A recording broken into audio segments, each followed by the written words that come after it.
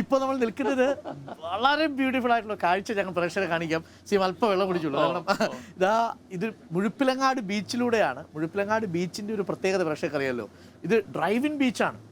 എത്ര ആൾക്കാരാണ് വരുന്നത് അറിയുമോ? അത് ഈ ആകാശ ദൃശ്യങ്ങൾ കാണുമ്പോൾ തന്നെ പ്രേക്ഷകർക്ക് മനസ്സിലാവും.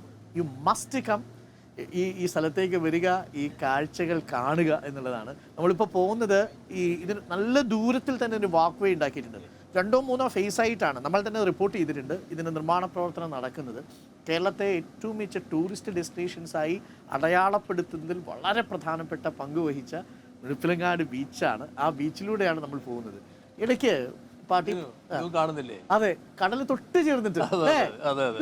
ഇന്ത്യയിൽ വേറെ ഒരിടത്തും ഇല്ലല്ലോ ഇങ്ങനെ ഇത്രയും ക്ലോസ് ആയി ദീർഘമായ ഒരു അല്ലേ.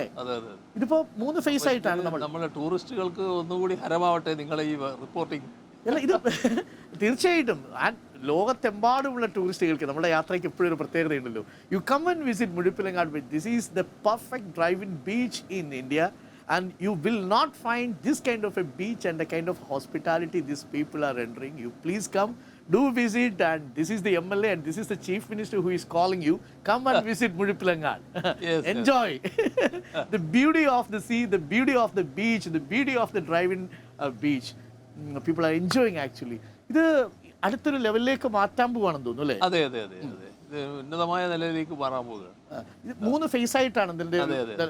ആദ്യ ഫേസ് പൂർത്തിയായി. ആദ്യ ഫേസ് ആയി. KTDC ഒരു പ്രൊജക്റ്റും ഉണ്ട്. അതെ അതെ, ഒരു ഹോട്ടൽ വന്നിട്ടുണ്ട്. KTDC ഹോട്ടലും ഉണ്ട്. So you can come and stay in the KTDC hotel, enjoy beautiful evening on the beach, enjoy with your kids, enjoy with your family, spouse. വൈകുന്നേരങ്ങളിലൊക്കെ ആയിരക്കണക്കിന് ആളാണ് ഇവിടെ. ആണ്, ഒരുപാട് ആളുകൾ വരുന്നുണ്ട് ഡ്രൈവ് ചെയ്യാനും എൻജോയ് ചെയ്യാനും ഒക്കെ ആയിട്ട്. ഇത് നമ്മൾ ശരിക്കും കേരളത്തെ ഷോക്കേസ് ചെയ്യാൻ പറ്റിയിട്ടുണ്ട് അല്ലേ കഴിഞ്ഞ 10 വർഷങ്ങളിൽ. ഈ ടൂറിസം വലിയ തോതിൽ ടൂറിസം വികസിച്ചല്ലോ. നല്ല വികസനം വന്നിട്ടുണ്ട്. ഇനി നമ്മുടെ മറ്റേ ജലപാത കൂടി പൂർത്തിയായാൽ അത് ഭയങ്കര കാഴ്ചയായിരിക്കും. കോട്ടപ്പുറം 600 കിലോമീറ്റർ അല്ലേ വരുന്നത്. കോവളത്ത് തുടങ്ങി പിന്നെ ബേക്കലിലെത്തുന്ന, ഇപ്പം കണ്ണൂർ, കാസർഗോഡ്, പിന്നെ കോഴിക്കോടിൻ്റെ ചില ഭാഗം, കുറച്ച് പുതിയ സ്ഥലങ്ങൾ വേണം. ബാക്കിയെല്ലാം നല്ല നിലക്ക് വരുമല്ലോ. മറ്റാരുണ്ട് LDF അല്ലാതെ?